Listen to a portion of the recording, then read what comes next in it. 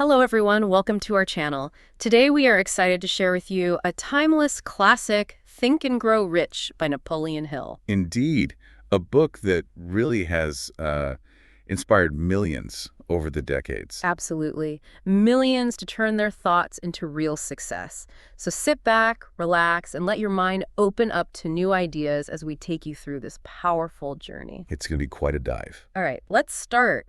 Our deep dive today, then, is into this truly remarkable book, Think and Grow Rich. It's genuinely inspired countless individuals to achieve their biggest ambitions. It really has stood the test of time, hasn't it? Published back in 1937. Way back. And it's so much more than just, a guide to getting rich. It's really a profound distillation of decades of Hill's research. Into the habits, the mindsets, the actual achievements of some of the most successful people in history. Right. So our mission for you today, listening in, is to go beyond just a summary. We really want to pull out the most powerful nuggets of knowledge, the insights. We give you a clear, actionable pathway, really, to understand that core philosophy. And the practical steps it presents. We'll get into the specifics using examples, anecdotes, right from the book itself. Yeah, the stories are key. They really are. We want to make sure you gain not just a surface understanding, but a really thorough, actionable grasp of these transformative ideas. Because they are transformative. Absolutely. And it's fascinating how Hill immediately gets to the core of it. Right away. The very first principle he lays out, it's so fundamental, it pretty much underpins everything else that follows. Which is? That foundational idea that truly thoughts are things, and powerful things at that. Right. When they are mixed with definiteness of purpose, persistence, and a burning desire. He uses that phrase a lot. A burning desire. Yes. For their translation into riches or other material objects. Now, for many people, that might sound a bit mystical. Or just like positive thinking, maybe. Exactly. But Hill actually grounds this. He makes it actionable, tangible, through the countless stories he shares. That's a really powerful point about definiteness of purpose. And for you, listening, the book offers what it calls the shortest, dependable philosophy of individual achievement. Ever presented for the benefit of the man or woman who is searching for a definite goal in life. It really forces that introspection first. It does. It makes you ask yourself, what do you want most? Is it money? Maybe. Fame, power. Or perhaps something less tangible, right? Like contentment or peace of mind, happiness, developing your personality even. Whatever it is, the journey to getting there, Hill argues, starts by identifying that definite goal and understanding this core philosophy that thoughts have power. And to really make you feel the power of thought, especially that burning desire concept, Hill kicks off with a truly iconic story. Edwin C. Barnes. Edwin C. Barnes and his unwavering ambition to become a business associate of Thomas A. Edison. And this wasn't, a modern story. This was over 30 years before the book was even written. Barnes lived out these principles. He showed how true it is that men really do think and grow rich. His journey started not just with a wish, but a palpable, A burning desire. a burning desire to become a business associate of the great Edison. And the distinction is crucial here, like you said earlier, with him, not just for him. That specificity matters. It's the starting point, that definite desire. And what really drives it home are the obstacles Barnes faced right away. They seem almost insurmountable. Yeah, things that would stop most people dead in their tracks. Definitely. First, he didn't know Edison personally, a huge hurdle back then. No easy networking. Right. And second, maybe even tougher, he had absolutely no money for the train fare to Orange, New Jersey. Where Edison's lab was. Exactly. Most people, facing that, they'd just give up, say it's impossible. Rationalize it away. But Barnes' desire, Hill says, was no ordinary desire. It was so intense, so all-consuming, he chose this incredibly tough path. He traveled by blind baggage. Which meant what exactly? Hopping a freight train. Yeah, basically hitching a ride on a freight train, enduring who knows what discomfort, uncertainty, just refusing to be beaten. He refused to turn back. That sets up that idea of burning the bridges, doesn't it? Absolutely. That determination, it must have been written all over him. When Barnes finally got to Edison's lab, looking rough. Edison apparently said he looked like an ordinary tramp. Right. But Edison, he had this knack for seeing beyond the surface. Yeah. He saw something in the expression of his face which conveyed the impression that he was determined to get what he had come after. That inner fire. Exactly. And this led Edison to a really profound conclusion, a principle Hill hits on again and again in the book. Yes, it is. When a man really desires a thing so deeply that he is willing to stake his entire future on a single turn of the wheel in order to get it, he is sure to win. Wow, stake his entire future. That level of commitment. So Edison, impressed by this resolve, he gave Barnes an opportunity, even if it was just a menial job at first. And it wasn't glamorous, right? He didn't just walk into a partnership. Not at all. He started doing the most menial work they had. Anything, really, as long as it gave him an opportunity to take even one step toward his cherished goal. That's a key lesson there, even the smallest step, if it's in the right direction. It counts. He wasn't put off by the low status. He kept his eye on the prize. And years later, after dedication, persistence, relentless focus, His desire became reality. He was actually in business with Edison. proving that patience and persistence aren't just nice virtues, they're fundamental requirements. Barnes's success really captures that critical principle Hill hammers home. Choose a definite goal, then put everything behind it. All your energy, willpower, effort. Hill uses that powerful metaphor. He says Barnes burned all bridges behind him It's more than just trying hard. It's eliminating retreat. completely. He didn't go to Edison saying, maybe you could give me some kind of job. Nah. What was his declaration? I will see Edison and put him on notice that I have come to go into business with him. Absolute, no room for failure. Leaving no possible way of retreat. He had to win or perish. That absolute commitment, cutting off all backup plans. Hill believed that's what sealed his success. It forces your mind to find the way forward. Because there's no other option. Precisely. And Hill reinforces this burning the bridges idea with that historical analogy, the ancient warrior. Right, the one who sailed his army to enemy territory unloaded. And then gave the order to burn the ships they arrived on. Yeah, telling his men, we now have no choice. We win or we perish. And they won. It's such a vivid image of that required mindset. Having a burning desire to win, essential to success. When retreat is impossible, victory becomes the only focus. All resources marshaled towards that one goal. And you see the same principle, maybe in a less dramatic way, but just as powerful, after the Great Chicago Fire. Imagine that scene. The city devastated. Utter ruins. Most merchants looked at the smoking remains of their stores on State Street and decided, understandably, to leave. Find easier opportunities elsewhere. But not all of them. No. One man, Marshall Field, stood there amidst the destruction and declared, gentlemen, on that very spot I will build the world's greatest store, no matter how many times it may burn down. That sounds almost crazy given the circumstances. It does. But it wasn't just bravado. It was backed by unshakable belief, that absolute burning desire. And his store was built. And it became a landmark. A towering monument, Hill calls it, to the power of that state of mind known as a burning desire. He didn't flinch. He committed fully. Now, to really hammer home persistence and the lessons from apparent defeat, Hill tells another great story. R.U. Darby. Ah, yes, the 3 feet from gold story. Classic. So Darby, as a young man, he's gold mining with his uncle. They hit what looks like a major vein. They're excited, working hard, thinking they've struck it rich. But then the vein disappears. It turns out to be, well, fool's gold, as Hill puts it. They lose faith. All that effort for nothing, it seems. So Darby, discouraged, quits. Literally 3 feet from gold. He sells the mine cheap to a junk man. And the junk man, maybe a bit wiser, decides to get some expert advice before giving up. He consults a geologist. And the geologist says, The vein is still there, just a few feet away, hidden by a fault line. The junk man follows the advice, drills just a little further, and finds millions. oh, the pain. Quitting just before the breakthrough. It's a vivid illustration, but what's even more important, and what Hill really emphasizes, is how Darby used that painful lesson later. How so? He went into life insurance sales, a tough business, lots of rejection. Daily rejection, probably. Absolutely. But remembering his 3 feet from gold moment, he made this fierce resolution. I stopped 3 feet from gold, but I will never stop because men say no when I ask them to buy insurance. He turned failure into fuel. Exactly. That resolve, that stickability, made him one of the top insurance salesmen in the country, selling over $1 million a year, which was huge back then. So his biggest profit wasn't the gold he missed. But the invaluable lesson he learned from stopping short. Failure became his teacher. And the lesson there, Hill says, is for all of us, whatever our goal. Before success comes in any man's life, he is sure to meet with much temporary defeat and perhaps some failure. It's inevitable, really. And the easiest thing, the most common reaction when defeat hits. Is to quit.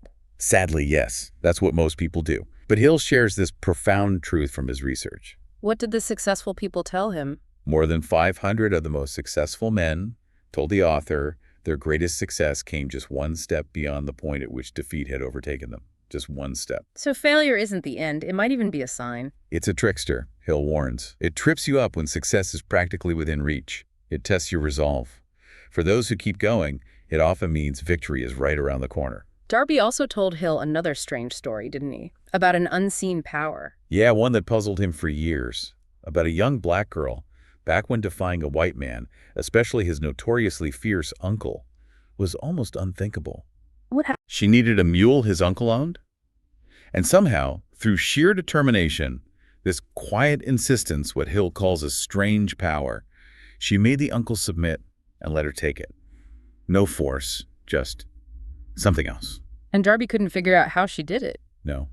He asked Hill point blank, what strange power did that child use? And the book suggests the answers in the very principles we're discussing. A combination of desire, faith, persistence. That's the implication. A potent force within the human spirit when it's aligned with a definite purpose.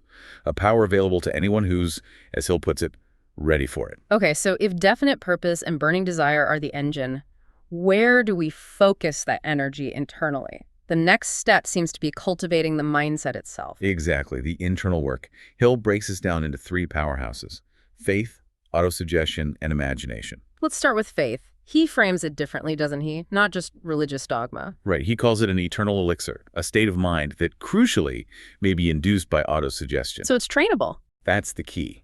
Religious teachers might say have faith, but Hill tries to explain how to get it, how to build it as a practical mental state. And the how involves repetition. Repetition and emotional charge. Hill states it as a well-known fact that one comes finally to believe whatever one repeats to oneself, whether the statement be true or false. So you can literally talk yourself into believing. Over time, yes. Yeah. If it's consistent and deliberate. And importantly, he adds that thoughts which are mixed with any of the feelings of emotions constitute a magnetic force. A magnetic force. Yeah, which attracts from the vibrations of the ether other similar or related thoughts. He's suggesting emotionalized thoughts act like magnets, drawing similar energies, opportunities, ideas towards you. Aligning your internal state with your external aim. Precisely. And here's where it gets a bit scary, maybe. The subconscious mind. Hill calls it a chemical laboratory. It doesn't judge. It's impartial. It makes no distinction between constructive and destructive thought impulses, meaning your subconscious will act on thoughts driven by fear just as readily as those driven by courage or faith. Which leads to that chilling story of Joseph Grant, the bank official. Yeah, a stark warning. He'd borrowed money, lost it gambling, couldn't replace it. An audit was coming. And the fear just consumed him. Overwhelming fear of disgrace. When the examiner arrived, he apparently cried out, "My God, this will kill me. I cannot stand the disgrace." And very shortly after, he was dead. Doctors called it mental suicide. A terrifying example of negative autosuggestion.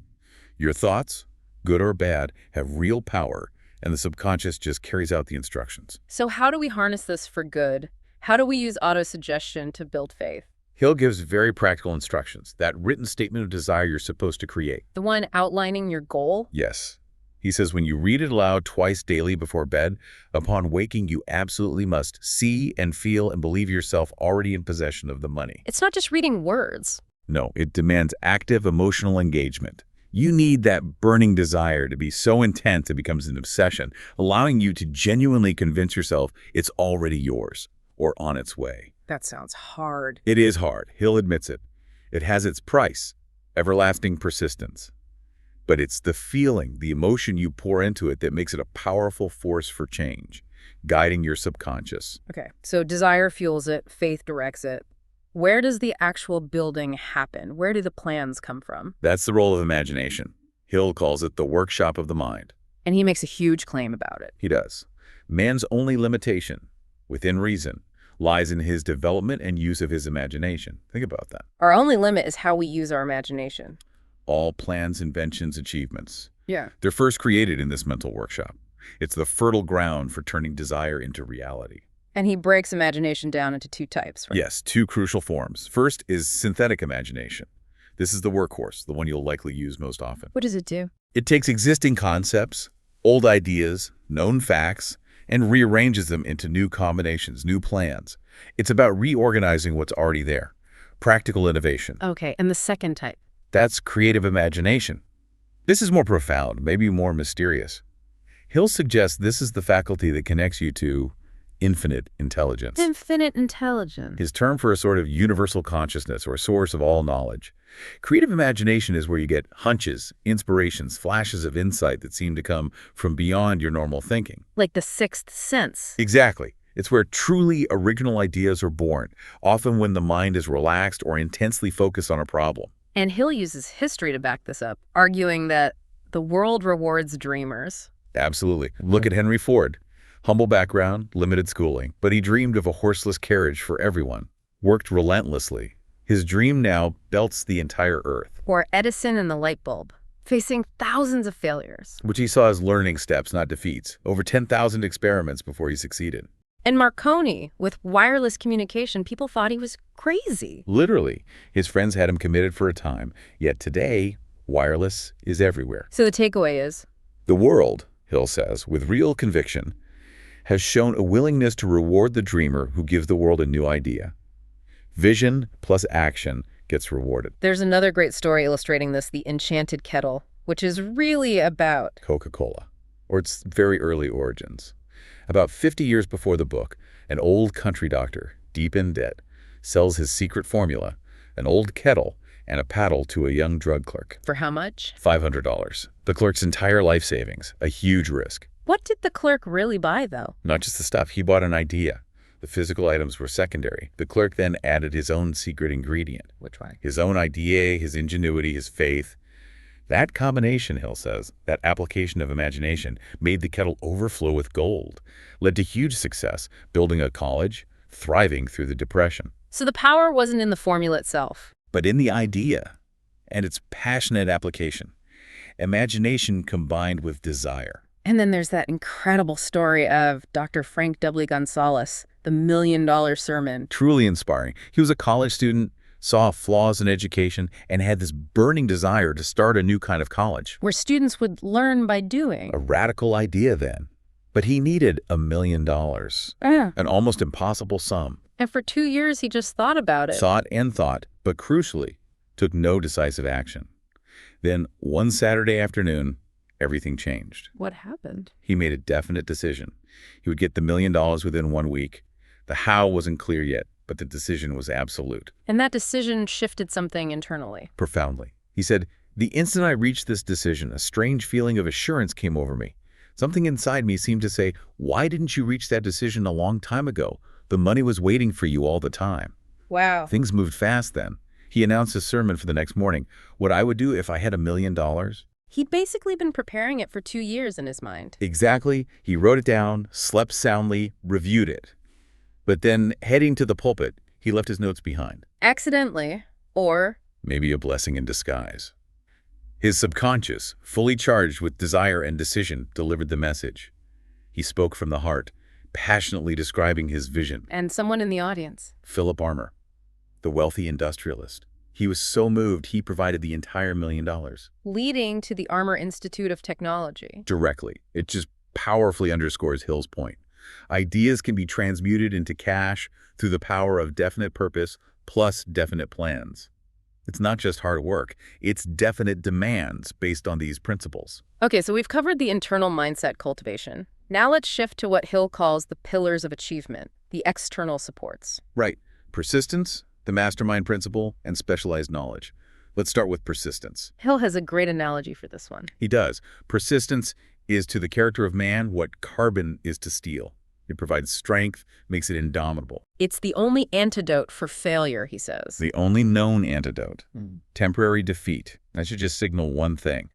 The certain knowledge that there is something wrong with your plan. It's not a reason to quit, but a reason to adjust the plan. Exactly. Millions fail, he argues, not from lack of ability, but lack of a sound plan and the persistence to stick with it, revise it, and see it through. And he gives so many examples. Fannie Hurst, the writer. Oh, yeah. 4 grueling years in New York, constant rejections, manuscripts returned again and again. But she didn't give up. Her persistence conquered the Great White Way, became hugely successful, wealthy.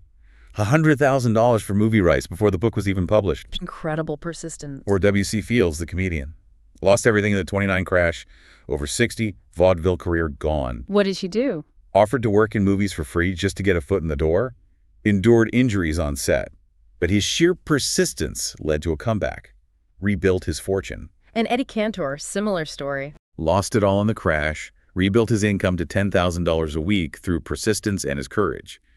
Hill concludes, verily, if one has persistence, one can get along very well without many other qualities. It's almost the essential quality. Then there's that controversial but pointed example, Wallace Simpson and King Edward VIII. Hill uses it purely as an example of persistence, right? Yeah. Not commenting on the politics or morality. Exactly. He calls it an astounding example of applied persistence and self-determination. Wallace Simpson knew what she wanted and shook the greatest empire on earth to get it. And the king's decision to abdicate. Driven by profound desire, Hill argues, his greatest desire was for love. His persistence in choosing that, despite everything, is what Hill highlights. The power of will focused on a single desire. And even Muhammad's story is used to illustrate this. 10 years of ridicule, banishment, poverty. Nothing to show for it. Seemingly utter failure. But he didn't stop. Within another 10 years, through relentless commitment, he became dictator of all Arabia. From outcast to leader, driven, Hill says, purely by persistence. These stories really show it's often the defining trait of major achievers. So how do you actually develop persistence? It sounds great, but how do you get it? Hill gives 4 steps. Very practical. No genius required. Just discipline. First, a definite purpose backed by burning desire for its fulfillment. That's the fuel, non-negotiable. The heckin'. A definite plan expressed in continuous action. Got to have a roadmap and keep moving. Third is about mindset protection. Yes. A mind closed tightly against all negative and discouraging influences. Relatives, friends, your own doubts, shut them out. Protect your focus. And fourth connects to the next pillar. Exactly. A harmonious alliance with one or more people for the attainment of your purpose, the mastermind.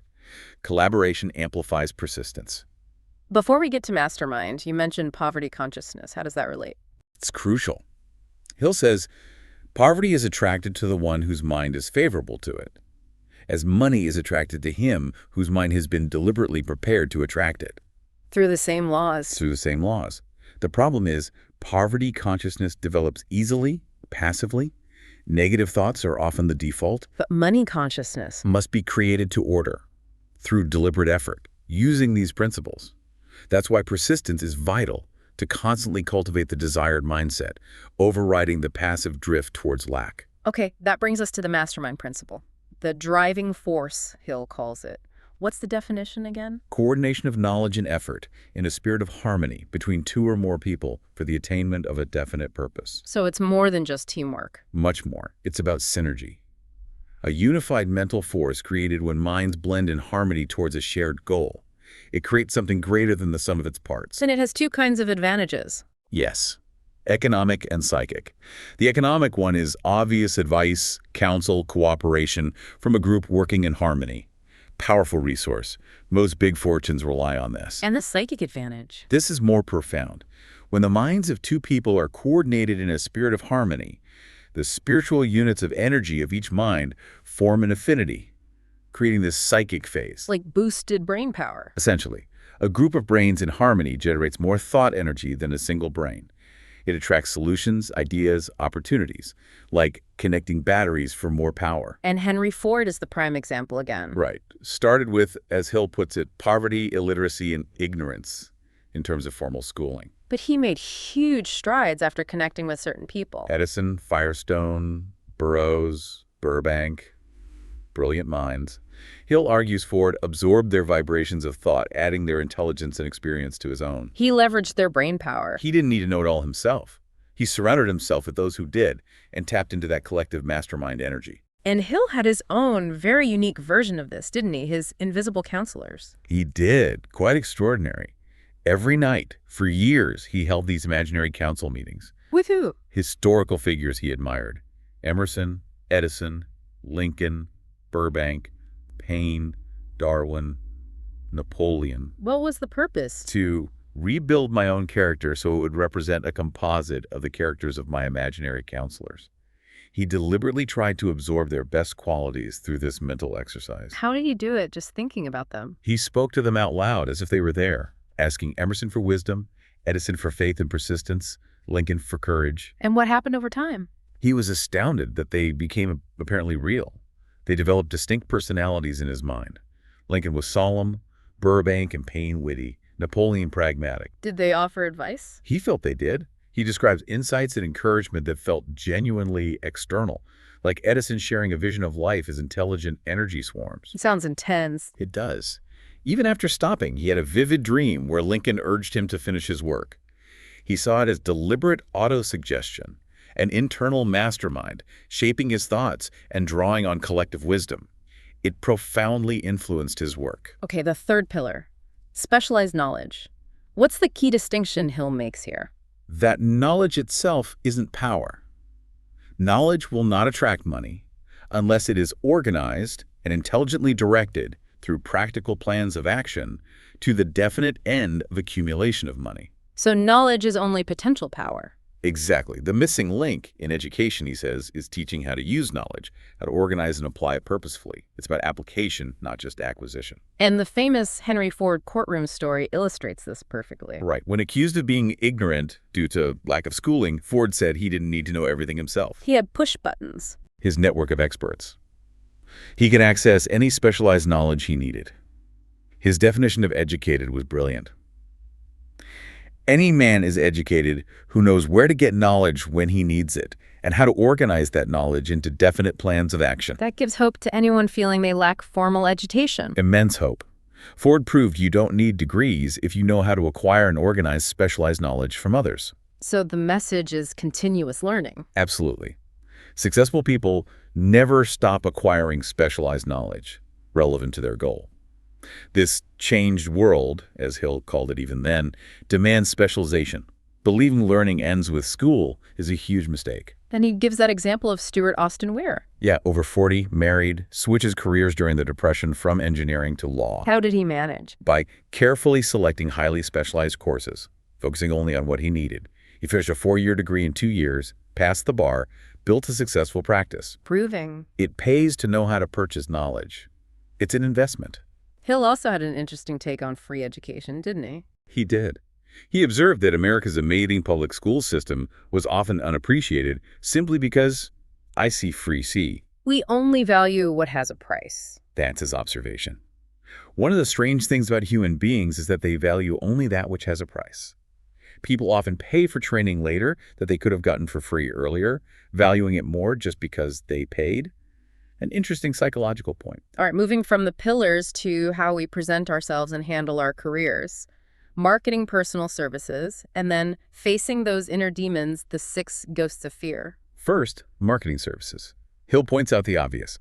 The pay gap between leaders and followers is vast. But leaders often start as followers. Intelligent followers, yes. They learn by observing, by doing, before stepping up. It's a training ground. And he lists essential leadership qualities. What are some key ones? Self-control, keen sense of justice, definiteness of decision and plans, doing more than paid for that's crucial, pleasing personality, sympathy, understanding. And the failure points. Lack of purpose, procrastination, lack of imagination, selfishness, intemperance, disloyalty. A really useful checklist for self-assessment, whether you lead or not. He also talks about a shift in leadership style, the new leadership. Yeah, the era of leadership by force, like Napoleon, is over, he says. The future demands leadership by consent based on cooperation and fair sharing of profits. Employers and employees as partners? Partners serving the public. The old public be damned attitude doesn't work anymore. Think rude service versus the we are obligingly at your service approach of successful businesses. Right. That applies doubly to personal services.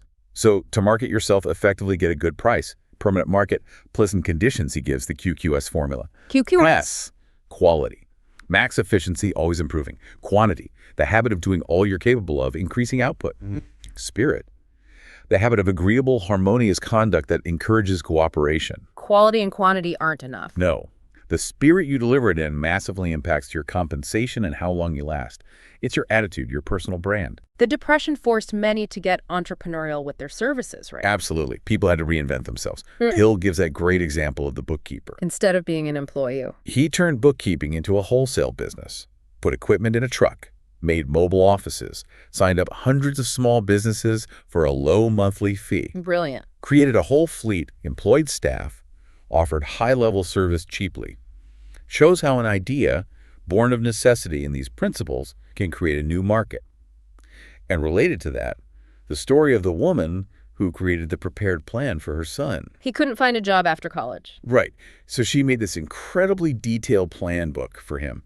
His skills, education, experience, the exact job he wanted. And crucially, A detailed plan for how he would fill that role, including suggestions for the employer, how he'd add value immediately. what was the result? He landed a junior executive role at a salary he proposed, skipping years of starting at the bottom, which Hill worried could kill his ambition. And the mother started a new career. Yes.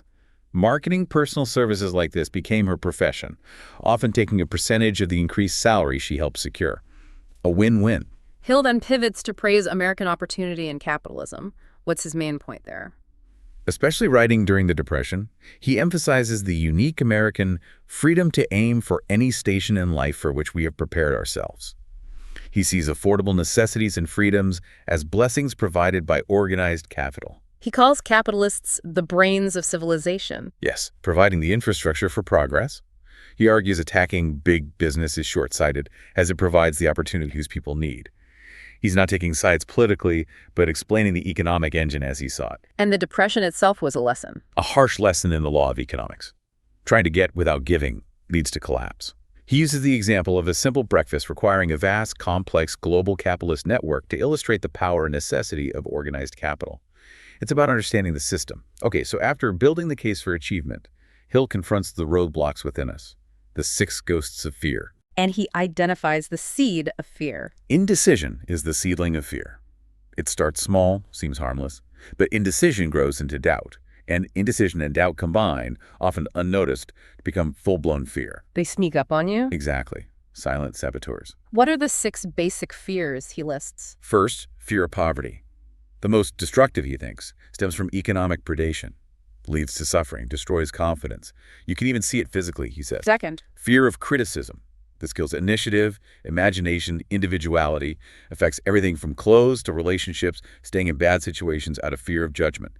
Parents criticizing kids can instill this early. third is ill health. Fear of ill health can be linked to heredity or bad experiences. Yes. Often leads to hypochondria, the fear itself causing symptoms, worry and stress manifesting physically. Fourth, loss of love. Fear of loss of love of someone. He notes it's particularly common in women, linking it historically to male dynamics, though now expressed through persuasion rather than force. Fifth, old age. Fear of old age, mostly fear of poverty or losing attractiveness, freedom in old age, compounded by negative cultural ideas about aging and death. And finally, death itself. Fear of death. Hill calls this largely useless, since death is inevitable. He frames it as energy transformation, not an end. The best remedy, a burning desire for achievement backed by useful service. Basically, keep busy. So what's the antidote to all these fears? It sounds almost too simple. Prompt and firm decision. Right. We do not worry over conditions once we have reached a decision to follow a definite line of action. He even uses the example of the condemned man facing execution. Calm because he'd accepted his fate. Accepted it, made a decision. That decision brought peace, eliminated the anxiety of uncertainty. Decision cuts off doubt and fear at the root. So how do we apply this decision-making to the 6 fears? Hill advises making conscious blanket decisions. Decide to accept death whenever it comes. Decide to get along without worrying constantly about wealth. Decide to ignore others' criticism. Decide to accept old age as a time of wisdom. Decide to forget symptoms of illness unless confirmed. Decide to be okay even without romantic love if necessary. Essentially, kill the worry habit. Kill the habit of worry by reaching a general blanket decision that nothing which life has to offer is worth the price of worry. Proactive decision brings poise and calm. And the danger of not mastering fear. Negative thoughts have a ripple effect. Huge ripple effect. A mind full of fear not only destroys his own chances, but he transmits these destructive vibrations to the minds of all who come into contact with him. Psychic contamination. Exactly. It destroys your own creative imagination, makes you repel others, hindering mastermind alliances, and embeds negativity into your subconscious character. So how do we protect ourselves? What's the practical advice? 3 key things. First, recognize and constantly use your willpower to build immunity against negativity. It's an active shield. Second, Acknowledge your susceptibility to fear, laziness, indifference. Then consciously set up habits for the purpose of counteracting all these fears. Build mental counter muscles. And third is about guarding your environment. Critically important. Keep your mind closed against all people who depress or discourage you in any way. Actively protect your mental space. Shield that flame. So we've covered a lot of ground in this deep dive into Think and Grow Rich. Thinking back over it all, what really stands out to you listening in? Well, for me, it always comes back to that core idea we started with.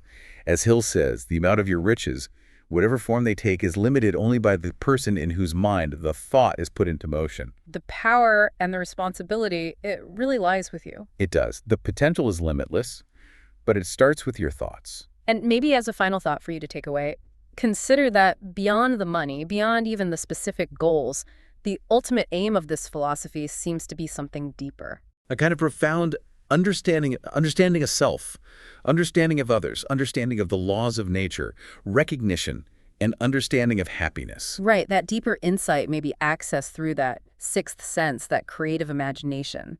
It's available. It allows you, Hill suggests, to transmute your desires into their physical or financial counterpart as easily as you may lie down and quit at the first sign of opposition. The power is there. The choice, as Hill constantly reminds us, is yours. And it all begins with a thought.